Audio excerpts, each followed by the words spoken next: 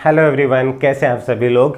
जितने भी कंपटीशन के स्टूडेंट हैं, पहले स्ट्रगल कर रहे हैं, पहले सामने बहुत सी बाधाएं हैं, बहुत सी चुनौतियां हैं, उनका सामना कर रहे थे और सबसे बड़ी चुनौती अभी सामने आकर के खड़ी हो चुकी है, जिसका नाम है सीईटी। अब ये क्या है, बहुत से बच्चों को तो समझ में नहीं आ रहा। कई बच्चे ऐसे भी जो फर्स्ट टाइम कंपटीशन के अंदर एंट्री की, या फिर बहुत से ऐसे हैं जो करने वाले हैं और जो पहले से एंट्री कर चुके हैं, इन चीज़ों से ऊब चुके हैं, पक चुके हैं। उनके सामने अब एक नई चुनौती आने वाली। तो वो चुनौती क्या है, आपको किस तरीके से इफेक्ट करेगी, इसमें क्या क्या चीज़ें होने वाली है, वो सब कुछ आपको बताने वाला हूँ। अब पॉइंट आता है कि सर क्या ये एक स्टेट लेवल पे ही लागू होगी, क्या राजस्थान के लिए ये है स्पेशली। जैसे अभी हाल ही में राजस्थान सरकार द्वारा इसकी घोषणा की गई है कि आगे आने वाली एग्जाम के अंदर सीईटी लागू होगी। लेकिन आप किसी भी स्टेट से अगर बिलोंग करते हैं, ठीक है, इंडिया की किसी भी स्टेट से, या फिर अगर आप सेंट्रल गवर्नमेंट के भी एग्जाम देना चाहते हैं तो उनके लिए भी सीईटी लागू होगी। सबसे पहले इसकी जो घोषणा है वो केंद्र सरकार के द्वारा ही की गई थी।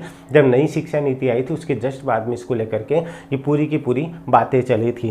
अगर केंद्र स्तर पे लागू होती तो क्या होगा, राज्य स्तर पे लागू होती तो क्या होगा, इसके सिलेबस क्या होता है और आखिर ये सीईटी होती क्या है, ये सब चीज़ें बताने वाला हूँ। वीडियो को एंड तक जरूर देख लीजिएगा। आपका एक एक पॉइंट, एक एक डाउट क्लियर करते हुए चलूँगा। और वीडियो अच्छा लगे तो लाइक करके और कमेंट करके जरूर बता दीजिएगा। और हाँ, वीडियो को शेयर करना मत भूलिएगा, जिससे मुझे भी ये लगेगा कि मेरे द्वारा किया गया प्रयास आपको पसंद आ रहा है। तो इसके नेक्स्ट लेवल की भी मैं अलग से वीडियो बना करके आपको और चीज़ें बताने की कोशिश करूँगा। लेकिन अभी हम बेसिक लेवल की बात करते हैं। सीईटी होता क्या है, ठीक है, ध्यान से समझ लीजिएगा। इसकी फुल फॉर्म है कॉमन एंट्रेंस टेस्ट, ठीक है, कॉमन एंट्रेंस टेस्ट। अब ध्यान से समझ लीजिएगा, यहाँ पे इसको क्या बोला जाता है, समान पात्रता परीक्षा। समान पात्रता परीक्षा।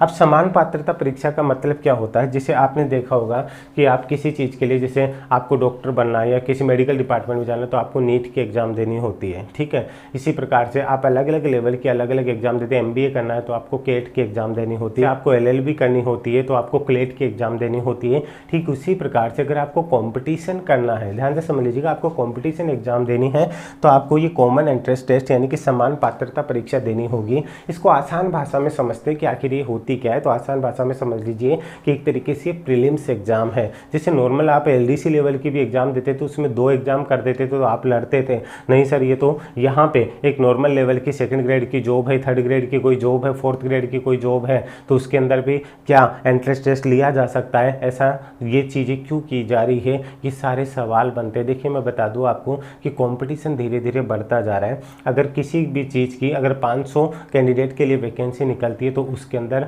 आराम से आप ये सोच करके चलिए कि 12 से 13 लाख फॉर्म अप्लाई होते हैं। ये चीज़ आप भी मानते होंगे, सिर्फ 500 पोस्ट के लिए 12 से 13 लाख फॉर्म अप्लाई होते हैं। अब इसको लेकर के सरकार को सारे इंतजाम करने पड़ते हैं, जो अर्निंग भी खूब करती है। लेकिन एक तरीके से सरकार ने 2 चीज़ें सोची कि इससे गवर्नमेंट को अर्निंग भी होगी, दूसरी बात गवर्नमेंट को जो इंतजाम करने होते हैं वो एक लिमिटेड एरिया के अंदर करने होंगे। वो कैसे, मैं आपको बता देता हूँ कि सीईटी में आपको बता चुका हूँ समान पात्रता परीक्षा है। ये सरकार द्वारा क्यों ली जा रही है, क्योंकि भीड़ बढ़ती जाती है।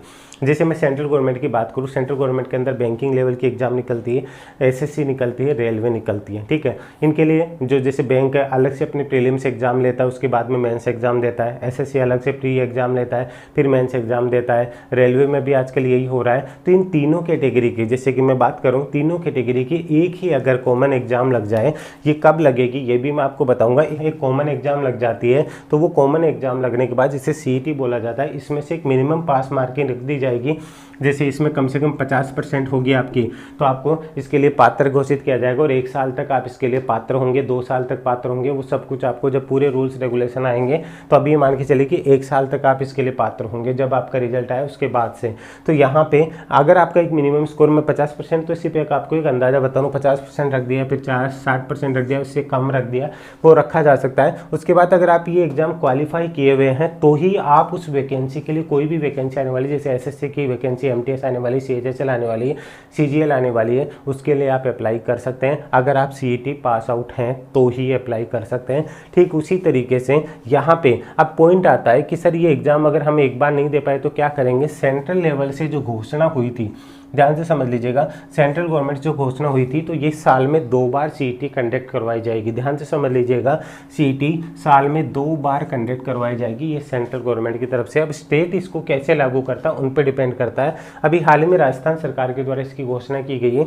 ये क्लियर नहीं किया गया है कि सीईटी कितनी बार ऑर्गेनाइज करवाई जाएगी, लेकिन अभी जो आगामी आने वाली एग्जाम है, जैसे कि एलडीसी के एग्जाम आने वाली है और भी जितनी भी एग्जाम आने वाली है, कि बताया जा रहा है कि उनके अंदर सीईटी लागू होगी। ध्यान से समझ लीजिए कि इसको लागू करते करते इनको 1.5-2 साल तो हो चुके हैं, अभी तो हुई नहीं है, लेकिन आपको घबराने की जरूरत नहीं, फिर भी समझ लीजिए। यानी कि जिन जिन एग्जाम को इसमें शामिल किया जाएगा, जैसे एलडीसी को शामिल किया जाएगा, तो उससे पहले आपको सीईटी के फॉर्म भरेंगे, इसकी एग्जाम देनी होगी। ये क्वालिफाई करने के बाद ही आप एलडीसी क्या जिनको भी शामिल किया जाएगा उनके एग्जाम के लिए आप पात्र होंगे। ठीक है, तो उम्मीद है आपको ये समझ में आ गया होगा कि सीईटी क्या होती है। एक प्रीलिम्स एग्जाम है जो सरकार जिन जिन एग्जाम्स को इसमें शामिल करते हैं उनसे पहले ये एग्जाम अगर आप क्वालिफाई कर चुके हैं तो ही आप उसके लिए एलिजिबल होंगे। सिंपल सी बात है, समझ गए। अब सर इसका सिलेबस क्या होगा? देखिए, नॉर्मली अगर ये सेंट्रल लेवल पे लागू होती है, स्टेट लेवल पे लागू होती है, तो 4 सब्जेक्ट ऐसे कॉमन है जो आएंगे। ठीक है, पहला क्या होता है आपका जीके। ठीक है, अगर आप स्टेट लेवल पे तो स्टेट लेवल का जीके, अगर आप सेंट्रल लेवल पे तो सेंट्रल लेवल का जीके। तो जीके यानी कि जनरल अवेयरनेस जरूरी, इसके अंदर आपका करंट वगैरह ये सब कुछ आ जाता है। इसमें साइंस का पार्ट भी दिया जा सकता है, यानी कि एक तरीके से आपको जनरल अवेयरनेस को लेकर के चलना है। दूसरा आपका क्या आएगा? मैथ, ये आएगी कंफर्म है। तीसरा आपका रीजनिंग, ठीक है, ये कंपलसरी होगी। और फोर्थ है आपका इंग्लिश, यानी कि ये 4 सब्जेक्ट तो आने ही आने हैं। इनका हो सकता है ये 100 नंबर का पेपर हो, ठीक है, 100 का ही हो सकता है, ज़्यादा बढ़ा के नहीं लेंगे, तो 100 नंबर का ये इस तरीके से 25-25 क्वेश्चन हो सकते हैं और इसको क्वालिफाइंग लेवल पे लागू कर देंगे। अब इसका फ़ायदा और नुकसान क्या है उसको समझ लीजिएगा। फ़ायदा गवर्नमेंट को ये है कि एक तरीके से भीड़ को ये छांटने की कोशिश करेंगे। अगर मान लीजिए सीईटी के लिए, ध्यान से समझ लीजिएगा, सीईटी के लिए अगर जैसे एक बार ही होती है तो और ज़्यादा भीड़ बढ़ेगी। अगर 6 महीने में एक बार भी होती है, एक फॉर्म के लिए 500 फॉर्म, मैंने बताया 10-12 लाख अप्लाई होते हैं, तो सीईटी के लिए आप आराम से मानकर चलिए, अगर सेंट्रल लेवल के पे मैं बात करता हूँ ना, तो 50 लाख से ऊपर आवेदन होंगे, अगर मिनिमम भी मैं मान के चलता हूँ, क्योंकि हर बेरोजगार देगा कि उसी के बाद ही वो कोई एग्ज़ाम दे सकता है। अगर 50 लाख के हिसाब से अगर इसकी फ़ीस 500 भी रखी जाती है, ठीक है, अगर मैं स्टेट लेवल पे बात करूं तो इतनी रखी जाएगी। अगर एसएससी लेवल पे रखी जाती है 100 रुपीज़ भी रखी जाती है, तो आप 50 लाख को 100 से मल्टीप्लाई कर लीजिए। अगर यही अमाउंट साल में 2 बार, ठीक है, 2 बार गवर्नमेंट के पास जाता है तो कितना पैसा आता है। उसके बाद आप अगर जिस एग्ज़ाम के लिए अप्लाई करोगे उसके लिए आपको अलग से फीस देनी पड़ेगी, तो सरकार के पास कितना पैसा जा रहा है, ये तो सरकार का फ़ायदा। और दूसरा फ़ायदा, सरकार उसमें से 50 लाख में से भीड़ छाड़ देगी। उस 50 लाख में से मान लीजिए कि 10 लाख बच्चे ही पास हुए, ठीक है, तो 40 लाख के पैसे आराम से सरकार के पास बच गए, वो भीड़ छट गई। आगे आने वाले 6 महीनों में जितनी भी एग्ज़ाम होगी वो 10 लाख ही उनके लिए अप्लाई कर पाएंगे। अब समझ में आ गया सरकार को क्या फ़ायदा है। बच्चों को मुझे कहीं पे भी ये फ़ायदा नहीं लग रहा है कि स्टूडेंट्स के लिए सीईटी लागू होने से कहीं भी फ़ायदा होगा। अगर वो एक बार ही सीईटी में फेल हो गया तो आगे आने वाले जितने भी एग्ज़ाम जो सीईटी के अंडर में आती है वो किसी भी एग्ज़ाम के लिए एलिजिबल नहीं होगा। ये है एक सिंपल तरीके से सीईटी का मतलब, सीईटी का सिलेबस, सीईटी का पैटर्न, जो चीज़ें हैं मैंने सारी चीज़ें आपको बारीकी से समझाई हैं। उम्मीद आपको समझ आई होगी। फिर भी अगर आपकी कोई क्वेरी है सीईटी के सिलेबस को लेकर, कुछ भी होता है, आप मुझे इस नंबर पर व्हाट्सअप कर सकते हैं 7733943243। इसी के साथ में हमारा ऐप है उमेश शर्मा एकेडमी, जिसको लेकर के आपको सीईटी हो चाहे कोई भी एग्जाम हो, सेंट्रल लेवल चाहे स्टेट लेवल, आपको पूरा स्टडी मटेरियल भी, अधिकतर चीज़ें आपको फ्री ऑफ कॉस्ट भी, जो आप फ्री में भी पढ़ सकते हैं वहाँ जाके। तो उस ऐप को डाउनलोड जरूर कर लीजिएगा, उमेश शर्मा एकेडमी, लिंक मैंने डिस्क्रिप्शन में दे रखा है। इससे रिलेटेड अधिकतर मटेरियल है वो आपको वहाँ पे अवेलेबल हो जाएगा। उम्मीद है आपका प्यार और स्नेह यूँ ही बना रहेगा। वीडियो कैसा लगता है इस पर आपका प्यार और स्नेह ये बताएगा कि मैं इसके नेक्स्ट लेवल को लेकर के आऊँ।